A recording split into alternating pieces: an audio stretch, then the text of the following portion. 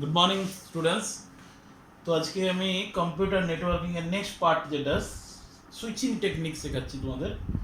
এর আগে যেগুলো করেছি আগের দিন নেটওয়ার্ক টপোলজিগুলো সবকটা বুঝিয়েছি এবং আমি বলেছিলাম প্রত্যেকটা টপোলজির ছবি সহ অ্যাটলিস্ট একটা করে সুবিধা একটা অসুবিধা তোমরা অবশ্যই দেখবে এবং মেনলি যেগুলো ইউজ হয় সেটাও বলেছিলাম। যাই হোক, নেক্সট হচ্ছে সুইচিং টেকনিক। সুইচিং আর কিছু না, ধরো আমরা যখন কোনো টেলিফোনের কারোর সঙ্গে কথা বলি, আমরা ডায়াল করি টেলিফোনে কোনো একটা নাম্বারে, তো কিছুক্ষণ পরে নাম্বারটা লাগে, তাই তো? তার আগে ধরো কিছু বিপ বিপ হওয়ার পর তারপর ধরো কারোর সঙ্গে নাম্বারটা যখন লাগে তখন আমরা ফোনের রিংটা শুনতে পাই। তো আমরা তো এখান থেকে দুনিয়ার যে কোনো জায়গায় ফোন লাগাতে পারি। তো এরকম তো না, প্রত্যেকের সঙ্গে আলাদা আলাদা লাইন আছে। তো আমাদের যে লাইনটা যাকে আমি ফোন করছি সেই ফোনের এটা কিভাবে এস্টাবলিশ হচ্ছে কানেকশনটা, সেটা একটা হতে পারে। বা ধরো আমরা কম্পিউটার নেটওয়ার্কে একটা কোনো ডেটা, বড় ডেটা ধরো আমরা পাঠাচ্ছি, একটা ফাইল কোনো আরেক জায়গায় পাঠাচ্ছি ওভার দ্য নেটওয়ার্ক, তো কীভাবে যাচ্ছে সেই ফাইলটা, ঠিক আছে? এরকম তো না যেখানে পাঠাচ্ছি যে কম্পিউটারে পাঠাচ্ছি তার সঙ্গে আমরা একটা ডাইরেক্ট লাইন আছে, এরকম হতে পারে অনেক অন্যান্য এর মিডিয়া হয়ে হয়ে মাঝখানে বিভিন্ন থ্রু হয়ে হয়ে হয়ে তারপর সেখানে পৌঁছাচ্ছে। তো এই ধরনের আমরা যখন সেটা কম্পিউটার নেটওয়ার্কই হোক বা টেলিফোন নেটওয়ার্কই হোক, আমরা যখন কোনো একটা নোড থেকে আরেকটা নোডের সঙ্গে কমিউনিকেট করছি, সোজা কথায় কমিউনিকেট করছি, সেটা কথা বলাও হতে পারে ফোনের মাধ্যমে বা ডেটা ট্রান্সমিশনও হতে পারে, সেই কমিউনিকেশনটা কিভাবে হয়? তো এখানে মেনলি দুটো জিনিস কাজ করবে। সেটা হচ্ছে একজন সেন্ডার, মানে যে পাঠাচ্ছে বা আমি যে ফোনটা করছি, আরেকজন হচ্ছে রিসিভার, মানে কি যাকে পাঠাচ্ছি বা যে ফোনটা ধরছে বা যাকে আমি কলটা করছি বা যাকে ডেটাটা পাঠাচ্ছি। এগুলো সবই ধরো টেলিফোন এক্সচেঞ্জ বিভিন্নভাবে। তো যাই হোক, বা বিভিন্ন ধরনের নোট মাঝখান থেকে ধরো একটা কম্পিউটার নোট, একটা কম্পিউটার সার্ভার আছে, এখানে একটা সার্ভার আছে, এখানে একটা সার্ভার আছে, তারা প্রত্যেকে ডেটা ট্রান্সমিশনটাকে এক্সিকিউট করে। তো যাই হোক, মেনলি তিনটে সুইচিং কনসেপ্ট এখানে আছে। কম্পিউটার নেটওয়ার্ক বলো, মোবাইল নেটওয়ার্ক বলো, তিনটে সুইচিং কনসেপ্ট আছে। একটাকে বলা হয় circuit switching, CIRCUIT, circuit switching, message switching, আর একটা হচ্ছে প্যাকেট সুইচিং। তিনটে আলাদা আলাদা কেসে ইউজ হয়। Circuit switching exclusively for telephone network, এটা হচ্ছে মেনলি টেলিফোন নেটওয়ার্কে ইউজ হয়। মেসেজ সুইচিং বা এটা হচ্ছে কম্পিউটার নেটওয়ার্কের জন্য, কম্পিউটার নেটওয়ার্ক। তো যাই হোক, এটাকে আমরা কিভাবে, আমি সবার আগে সার্কিট সুইচিংটা বোঝাচ্ছি।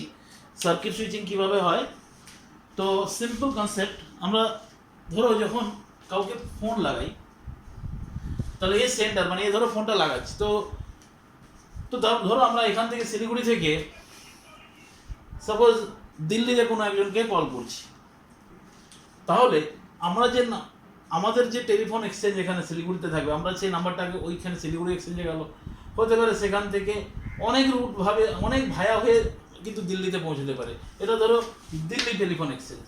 তো যেভাবে যাচ্ছে এরকম হতে পারে, দেখুন পাথ অনেকভাবে আছে, কিন্তু মনে রাখবে সার্কিট সুইচিংয়ে একটা হচ্ছে ডেডিকেটেড লাইন সেন্ডার আর রিসিভারের মধ্যে তৈরি হবে। ডেডিকেটেড লাইন মানে একদম পুরো এখান থেকে একদম পুরো কানেকশানটা সেট আপ হবে, তারপরে কি আমাদের রিংটা শুনতে পাই। অনেক সময় দেখা যায়, দেখবে অল রুটস আর বিজি, কৃপয়া থোড়ি দের বাদ ডাল করে কি সবই রুট ব্যস্ত হয়, যাই বলুক না কেন, তার মানে কি হয়তো ওই ডেডিকেটেড লাইনটা সেট আপ হচ্ছে না। তো তো ধরো কোনো একটা রুট হয়ে হতে পারে, এটা ধরো বিভিন্ন ইউপি ধরো হয়ে তারপরে এভাবে দিল্লিতে পৌঁছেছে, বা ধরো এটা ধরো অন্য একটা রুট হয়ে বিহার হয়ে বা কোনোভাবে হয়ে দিল্লিতে পৌঁছাচ্ছে, বা ওটা ধরো আরও ঘুরে দূর দিয়ে ধরো বিহার, দেন উড়িষ্যা কি মধ্যপ্রদেশ হয়ে সাপোজ ঘুরে যাচ্ছে, বিভিন্নভাবে নেটওয়ার্ক এটা যেতে পারে। এটা একটা লাইন আছে মানে ধরো একটাই ফোন যাবে অ্যাট এ টাইম, সেটা না, এটা একটা ক্যাপাসিটি থাকবে। ধরো বললাম এই রুটটার মাধ্যমে maximum at a time 100 call যেতে পারে। এবার যখন আমি ধরো কলটা করছি, ধরো এইভাবে যাচ্ছে এখানে অব্দি, এখানে এসে দেখছে অলরেডি 100 কল ইউজ হয়ে গেছে, মানে তখন তাহলে কিন্তু লাগবে না, তখন দেখবে যে ওরকম দেখাবে যে online routes are busy, please dial after some time. তো যাই হোক, কিন্তু যতক্ষণ না একটা ডেডিকেটেড একদম কমিউনিকেশন চ্যানেল তৈরি হচ্ছে between the sender and receiver, ততক্ষণ কিন্তু আমাদের ফোনের রিংটা বাজবে না। তো যদিও এখন তোমরা দেখতে পাবে জিও টু জিও থেকে ডাইরেক্ট লেগে যাচ্ছে, কেন কি এখন ওদের যে ব্যান্ড ক্যাপাসিটি অনেক বেশি, ব্যান্ড ক্যাপাসিটি অনেক বেশি হওয়ার জন্য ফলে ওই যে আগে কিন্তু যেটা টেলিফোন হয়তো অনেক সময় অনেক মানে একটু হলেই বেশি একটা মানে দেখাতো এরকম অল রুটস আর বিজি, এখন সেটা কম হয়, কারণ band capacity fibre optic network করার জন্য ব্যান্ড ক্যাপাসিটি অনেক বেশি আছে, ফলে অনেক বেশি রুট না হলে এই ধরনের মেসেজ বলে না। যাই হোক, ধরো আমাদের এইভাবে একটা একটা ডেডিকেটেড লাইন তৈরি হয়েছে এখান থেকে এভাবে, যখন এইভাবে একটা ডেডিকেটেড লাইন সেট আপ হবে তারপরেই কিন্তু আমরা ফোনের রিং শুনতে পাবো, মানে তারপর যেটা আমরা কানে যখন ফোন যাকে ফোন করছি সেখানে যে রিং হচ্ছে সেই রিং টোন এটা শুনতে পাবো। এবং এই যে ডেডিকেটেড লাইন সেট আপটা ততক্ষণ থাকবে যতক্ষণ আমরা ওই ফোনটা কেটে দিচ্ছি বা কোনোভাবে কোনো কারণে যতক্ষণ কেটে যাচ্ছে, এবং ততক্ষণ কিন্তু এই একটা রুট কিন্তু একটা লাইন এভাবে এনগেজ থাকছে between the sender and the receiver. এবং যখন আমরা লাইনটা কেটে দেবো ততক্ষণ অবধি কিন্তু এই ডেডিকেট যে চ্যানেলটা এই দুজনের মধ্যে তৈরি হয়েছে সেটা কিন্তু থাকবে। যখন লাইনটা কেটে দেবে তারপর আবার এই রুটটা ফ্রি হলো, তখন ওই রুটটা আবার আরেকজন ব্যবহার করতে পারবে। মানে এই রুটটা মানে আবার বলছি এটা মানে এখানে একজনই ইউজ করতে পারবে, নট নেসেসারি সেটার ক্যাপাসিটি আছে, তো সেই ক্যাপাসিটি মানে কি একটা ফ্রি হয়ে গেল, এটা আমি বলতে চাইছি। আবার অনেক সময় কিন্তু এতগুলো রুটের কাজ কি অনেক সময় হবে, এবং এই যে জায়গাটা এখানে প্রত্যেকটা সার্ভারের কাজ কি, এই প্রত্যেক জায়গাটা করে সার্ভার আছে, সার্ভার কি দেখবে যে কোন রুটটা ফ্রি আছে। ধরো এখানে ও দেখলো যে এখানে এই রুটটা ফ্রি আছে, এই রুটটা বিজি আছে, তখন ও এই রুটে পাঠিয়ে দেবে। আবার এই রুটে ও দেখছে ধরো এখানে একটাই রুট আছে, ওখানে পাঠিয়ে দেবে। এখানে দেখছে এদিক দিয়েও যাওয়া যেতে পারে, এদিক দিয়েও যাওয়া যেতে পারে, যদি ধরো এটা ফ্রি নেই তখন ও এদিক দিয়ে পাঠিয়ে দেবে, ও আবার এদিকে পাঠাবে। তো যে কোনো না কোনোভাবে একটা কিন্তু ডেডিকেটেড লাইন সেট আপ শুরু হবে, মানে পুরোপুরি ডেডিকেটেড লাইন চ্যানেল তৈরি হবে সেন্ডার আর রিসিভারের মধ্যে, তারপরে কিন্তু কথোপকথনটা শুরু হবে। ঠিক আছে, বোঝা গেল সার্কিট সুইচিং। এরপর আসছি মেসেজ সুইচিং। সার্কিট সুইচিংটা মেনলি কিন্তু টেলিফোন লাইনের মধ্যেই তৈরি হয়। ওকে, সার্কিট সুইচিংটা আর কিছুতে না, শুধুমাত্র টেলিফোন লাইনের মধ্যে, আর কিছু না। এবার আসছি আমি মেসেজ সুইচিং। মেসেজ সুইচিংটা কেমন হবে? মেসেজ সুইচিং হচ্ছে মানে এটা বেসিক্যালি কম্পিউটার নেটওয়ার্কেই হয়। Number 2 message switching, MESSAGE, message switching. তো এটা বেসিক্যালি মেসেজ সুইচিং বা প্যাকেট সুইচিং। মেসেজ সুইচিং এর কিছু ড্রব্যাকস আছে, যেই ড্রব্যাকসগুলো ওভারকাম করার জন্য আমরা প্যাকেট সুইচিং কনসেপ্টে আসবো।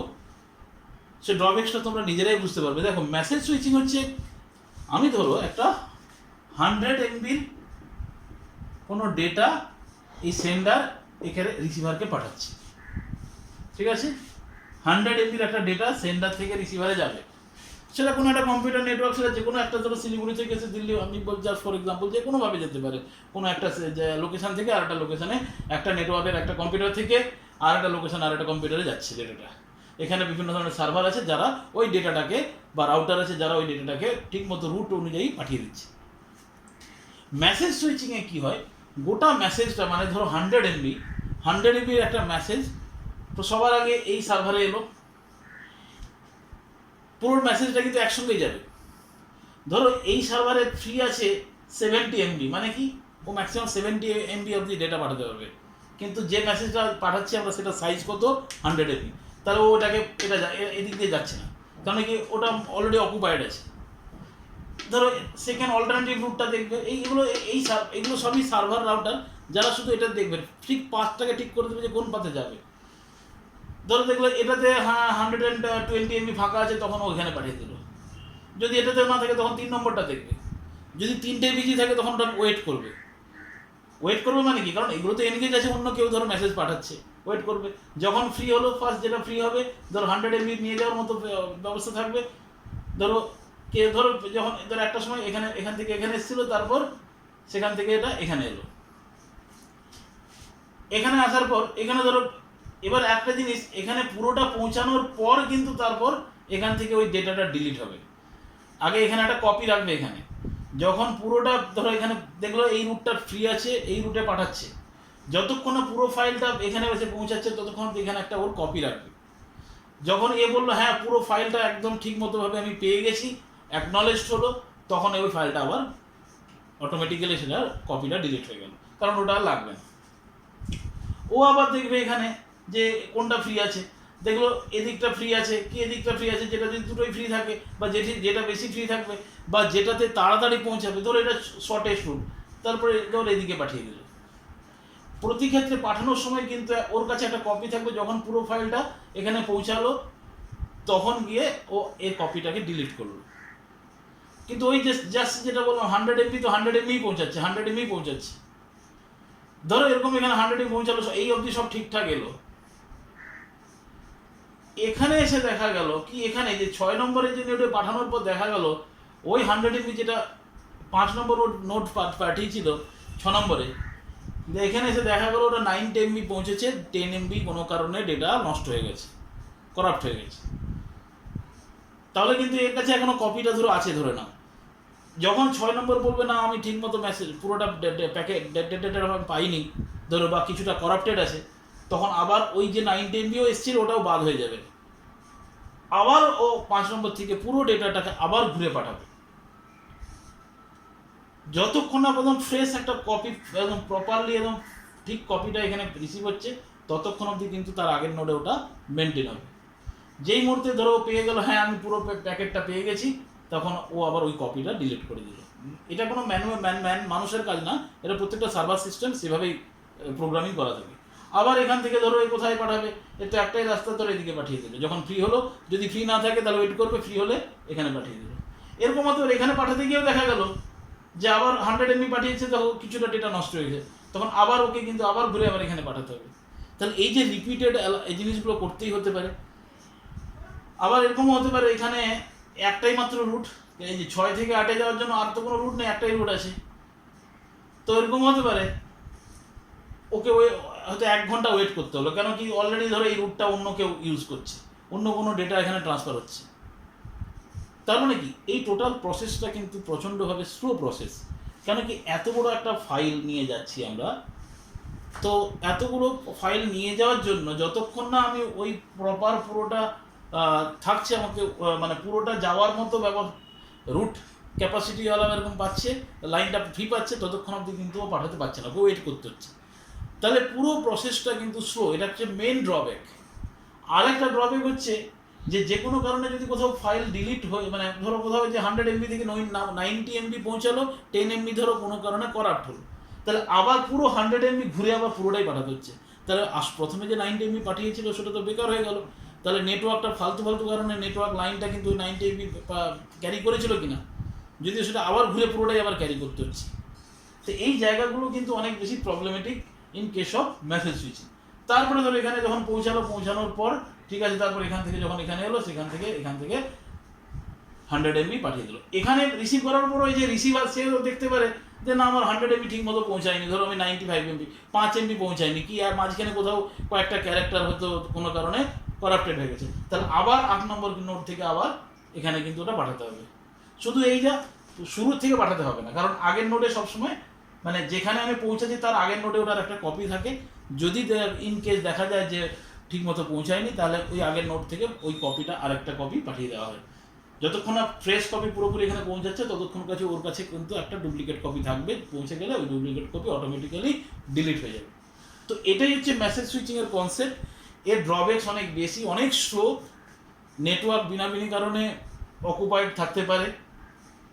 আর যদি বেশি অকুপাইড থাকে, একটা ডেটা প্যাকেটকে অনেকক্ষণ ধরে ওয়েট করতে হতে পারে, বা একই ডেটা রিপিটেডলি পাঠাতে হতে পারে। যদি কোনো কারণে করাপ্ট হয়ে যায়, তাহলে আবার ওই ডেটাটা আমাকে ঘুরে পাঠাতে হচ্ছে আগের নোড থেকে পরের নোডে।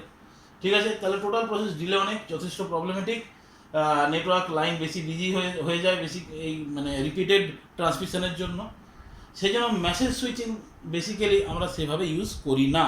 এবং এই কমপ্লেক্সিটিগুলো, এই যে জটিলতাগুলো আমরা যাতে রিমুভ করতে পারি, তাই জন্যই এসছে নতুন একটা কনসেপ্ট, সেটা হচ্ছে প্যাকেট সুইচিং। বেসিক্যালি এই মেসেজ সুইচিংয়ের যে ড্রব্যাকসগুলো সেটাকে আমরা কাটানোর জন্যই প্যাকেট সুইচিং কনসেপ্টটা হয়েছে। প্যাকেট সুইচিংয়ে কি হচ্ছে,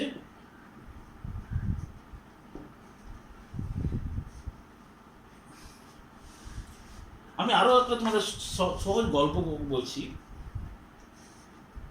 ধরো তোমরা 3 বন্ধু মিলে বাজারে গেছো, বাজারে গিয়ে তোমরা ধরো সাপোজ একটা 50 কেজির আলুর বস্তা নিয়ে আসতে হবে। তো 50 কেজির আলুর বস্তা হয়তো কোনো একজনও নিয়ে আসতে পারবে, কিন্তু তার অনেক বেশি কষ্ট হবে। এরকম হতে পারে আনতে আনতে ওর ঘাড় ভেঙে গেল, কি কি ধরো আনতে আনতে মানে পারলোই না, এরকম হতে পারে। তো যেটাই মেসেজ পুরোটা একসঙ্গে যাচ্ছে, কিন্তু গিয়ে আবার কোথাও যদি কোনো কারণে কিছু ফল্ট হয়ে গেলো, আবার ঘুরে আবার এখান থেকে আনতে হচ্ছে।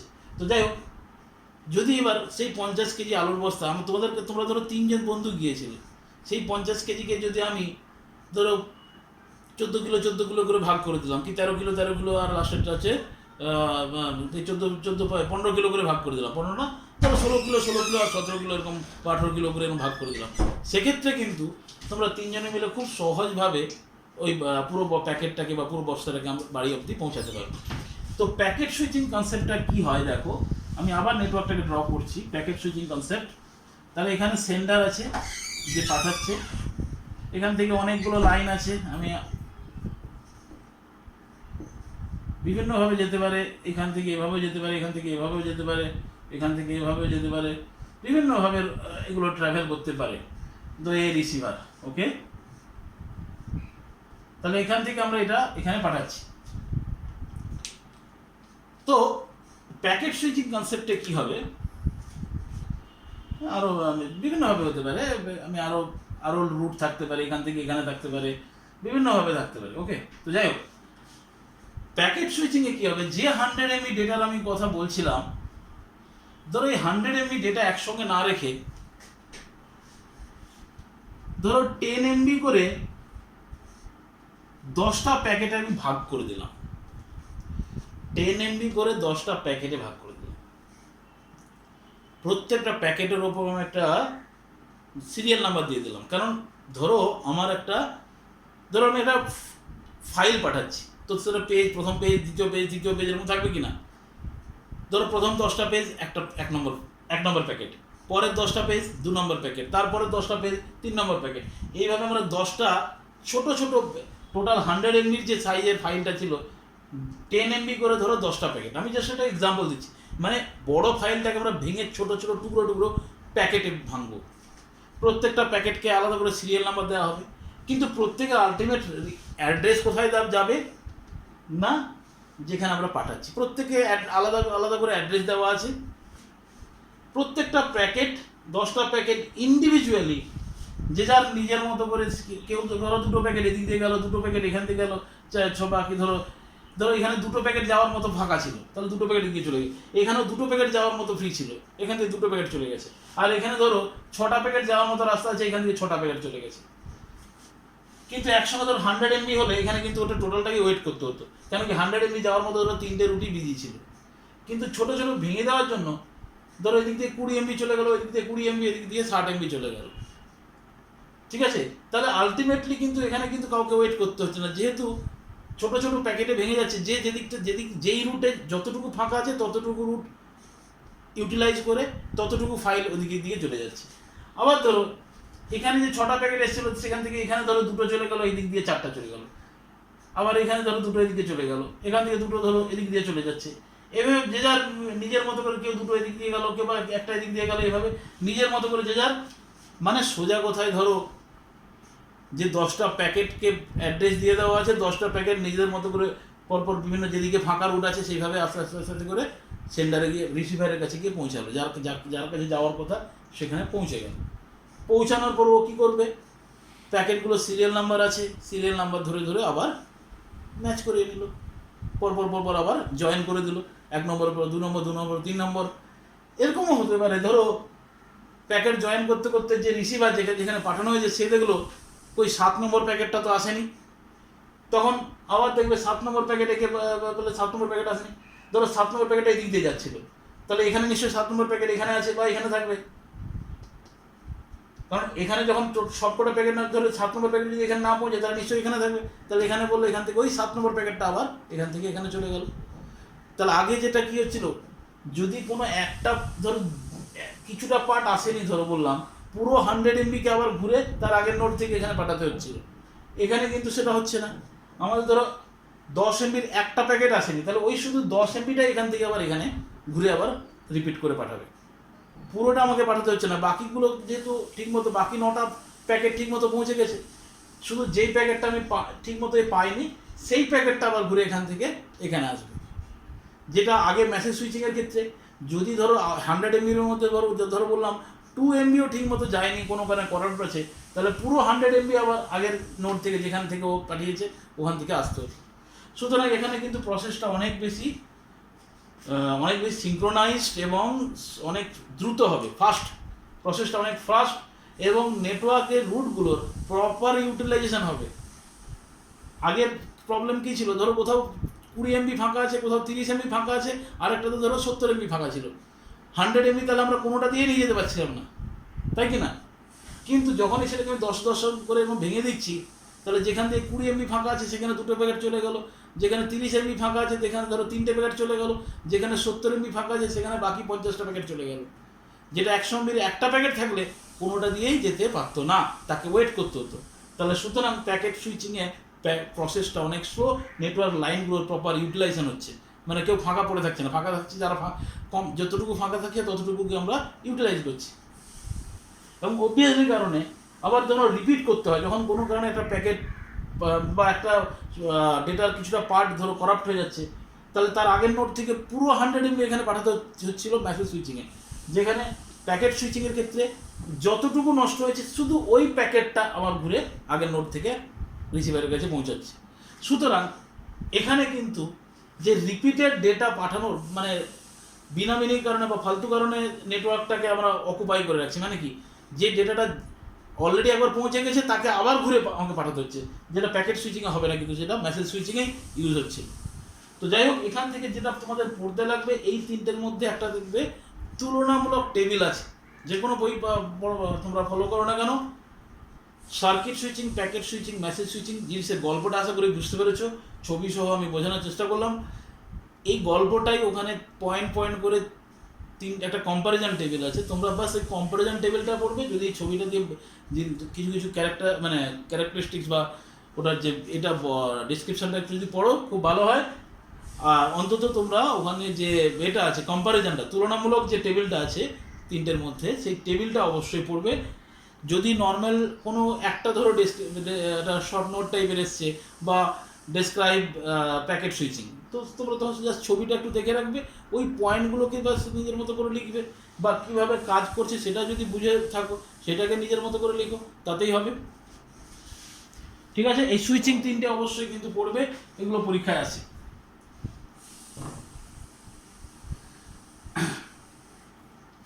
নেক্সট আসছি মডেম, এরপর আমি ইন্টারনেট পার্টে ঢুকছি আস্তে আস্তে, মানে বড় নেটওয়ার্ক যেটা মডেম, তোমার নামটা খুব শুনেছো, প্রত্যেকের মোবাইলেও কিন্তু একটা মডেম আছে। আর আগে যেটা আমাদের কম্পিউটারে আমরা যে ইন্টারনেট যখন কানেক্ট করতাম, আগে মানে ধরো 10 বছর 20-15 বছর আগে যখন আমরা কথা বলবো, 20 বছর আগের কথা, 20 বছর আগে যখন একটা কম্পিউটার আছে,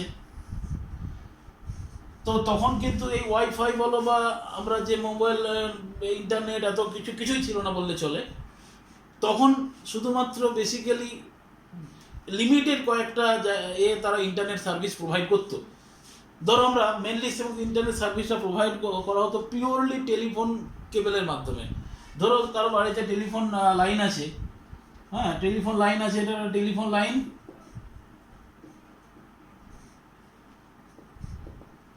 এবং আগে আমরা এইভাবেই কিন্তু টেলিফোন লাইনের মাধ্যমে ইন্টারনেটে কানেক্ট করতাম। ঠিক আছে,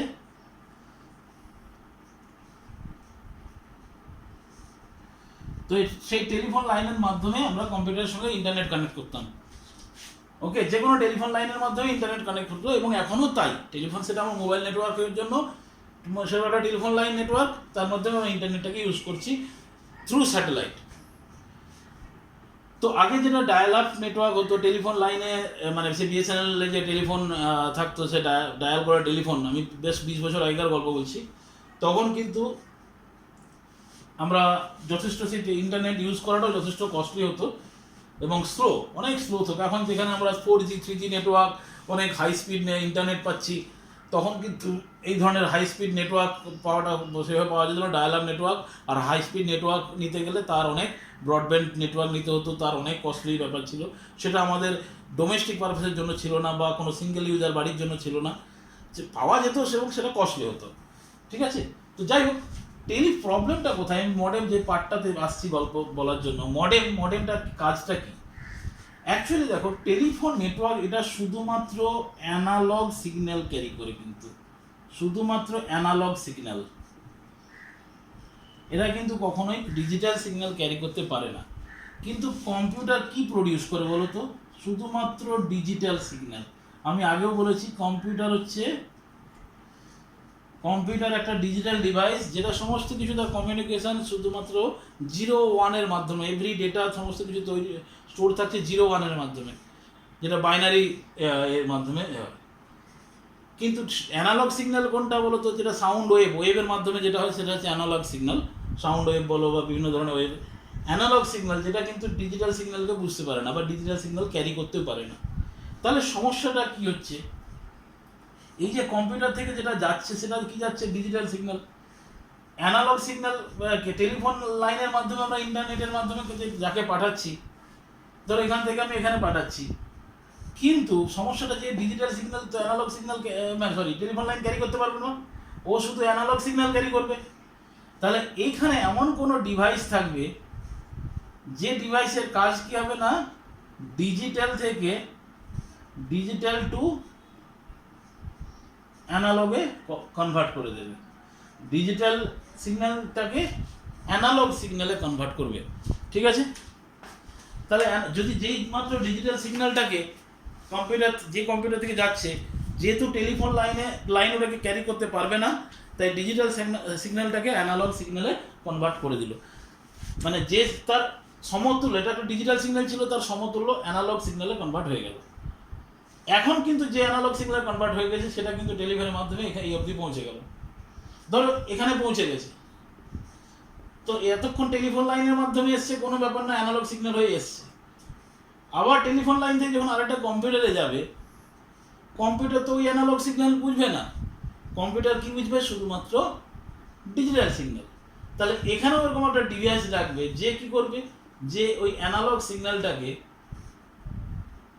অ্যানালগ থেকে আবার ডিজিটাল সিগন্যালে ঘুরে আবার কনভার্ট করে দেবে। পুরোটাই লিখছি, ডিজিটাল থেকে অ্যানালগ। ওকে, ডিজিটাল থেকে অ্যানালগ। তাহলে এই যে দুটো এই যে অ্যানালগ থেকে আবার ঘুরে ডিজিটাল করে দিল, যাতে করে ডিজিটাল হয়ে গেলে এখানে যেটা আসছে সেটা কিন্তু ডিজিটাল। যেমন ধরো এখান থেকে যেটা বেরোচ্ছিল ডিজিটাল, এখানে একটা যন্ত্র থাকবে যে ওই ডিজিটালটাকে অ্যানালগে করবে, যাতে করে ওই সিগন্যালটা টেলিফোন লাইনের মাধ্যমে এখানে আসতে পারে। এখানে আসার পর আবার যাকে আমি পাঠাচ্ছি, সে তো এই অ্যানালগ সিগন্যাল বুঝবে না, তাহলে এখানে আবার ওরকমই একটা ডিভাইস থাকবে যে আবার ওই অ্যানালগ থেকে ডিজিটালে কনভার্ট করে দেবে। আবার যদি একে কিছু পাঠায়, তাহলে বেরোচ্ছে কি ডিজিটাল, তাহলে এখানে আবার ওই ডিজিটালটাকে আবার ঘুরে অ্যানালগে করবে, অ্যানালগ গেল, এখানে গিয়ে ওই অ্যানালগ তো বুঝবে না, তখন ও আবার কি করবে, ওই অ্যানালগটাকে আবার ডিজিটালে কনভার্ট করে দেবে। তাহলে বেসিক্যালি এই দুই জায়গায়, দুই এন্ডে, মানে যেখানে আমি কম্পিউটারের সঙ্গে যখন কানেক্ট করছি টেলিফোন লাইনটাকে, একটা যন্ত্র অবশ্যই থাকবে যার কাজ কি হবে, এই ডিজিটাল সিগন্যালকে অ্যানালগ সিগন্যালে কনভার্ট করা, বা অ্যানালগ সিগন্যালটাকে ডিজিটাল সিগন্যালে আবার ঘুরে কনভার্ট করা। সেটা দুটোই হবে, কিন্তু প্রত্যেকটা জায়গায় ডিজিটালকে অ্যানালগ করবে বা অ্যানালগকে ঘুরে আবার ডিজিটাল করবে। এই যে কনভার্সনটা যে যন্ত্রের মাধ্যমে হয়ে থাকে তাকেই বলা হয় মডেম। ডিজিটাল থেকে অ্যানালগ আর অ্যানালগ থেকে ডিজিটাল, এই যে কনভার্সনটা, এটাকে আমরা, এই কাজটা করে কি যে যন্ত্রটা, তাকে আমরা বলবো মডেম। এবং এই মডেম কথাটা দুটো পার্টিকুলার নাম থেকে এসছে। মডেম কথাটা একটা হচ্ছে মডিউলেশন,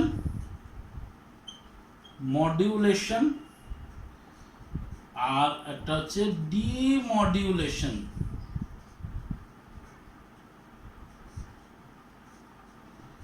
এই দেখো, ডেম, ফার্স্ট দুটো লেটার, পরের তিনটে লেটার, এটা থেকে এসছে। দেখো মডেম, এই দেখো এই যে ডেম। এই মডিউলেশন মানে কি না, যেটা বললাম, ডিজিটাল থেকে অ্যানালগ সিগন্যালে কনভার্ট করা। আর ডিমডুলেশন মানে কি? অ্যানালগ থেকে ডিজিটাল সিগন্যালে কনভার্ট করা। এই প্রসেসটাকে বলা হয় ডিজিটাল, যেটা কম্পিউটার থেকে যখন বেরোচ্ছে তখন যন্ত্রটা কি করছে, ডিজিটাল বেরোচ্ছে, ডিজিটালটাকে অ্যানালগে কনভার্ট করে দিচ্ছে। আবার যখন কম্পিউটার আসছে ওই যন্ত্রটাই আবার আসছে যখন, তখন কি অ্যানালগ আসছে, তাহলে ওই অ্যানালগ থেকে আবার ঘুরে ডিজিটালে কনভার্ট করে দিচ্ছে, যাতে করে কম্পিউটার ডিজিটালটাই বোঝে, যেহেতু অ্যানালগ তো বুঝবে না। এই প্রসেসটা যেটা ডিজিটাল থেকে অ্যানালগকে বলা হয় মডিউলেশন, আর অ্যানালগ থেকে ডিজিটালকে বলা হয় ডিমডুলেশন। মনে রাখবে, অনেক সময় যে গুলিয়ে যায় কোনটা মডিউলেশন কোনটা ডিমডুলেশন। আমরা প্রথম থেকে যদি শুরু করি, কম্পিউটার থেকেই তো বেরোচ্ছে, তাহলে প্রথম বেরোচ্ছে কি? ডিজিটাল, তাই তো? ডিজিটাল থেকে অ্যানালগ তৈরি হবে, প্রথমে কি হবে বলো? ডিজিটাল থেকে অ্যানালগ হবে কিনা? প্রথমে তো সিগন্যালটা কোথায় তৈরি হবে? কম্পিউটারে তৈরি হবে কিনা? তাহলে কম্পিউটারে কি তৈরি হচ্ছে? ডিজিটাল। তাহলে ডিজিটাল থেকে অ্যানালগটাই প্রথমে আসবে, মডিউলেশন, মডিউলেশন। আবার পরে যেটা আসবে, যখন আরেকটা কম্পিউটার পৌঁছে গেলো, সেটা পরে হচ্ছে, তখন কি হচ্ছে? অ্যানালগ থেকে ডিজিটাল, সেটা বলবো ডিমডিউলেশন, ডিইএমও। তো এমও আর এখান থেকে ডিএম তিনটে মিলে মডেম। অনেক সময় কোশ্চেন আছে যে মডেম কথাটির মানে পুরো কথাটি কোথা থেকে আসছে, না মডিউলেশন অ্যান্ড ডিমডিউলেশন। তো যাক, আজকে এইটুকুই থাক, এর পরের দিন আমরা নতুন টপিক শুরু করব, ঠিক আছে? বেশ, সবাই ভালো থাকবে, সুস্থ থাকবে।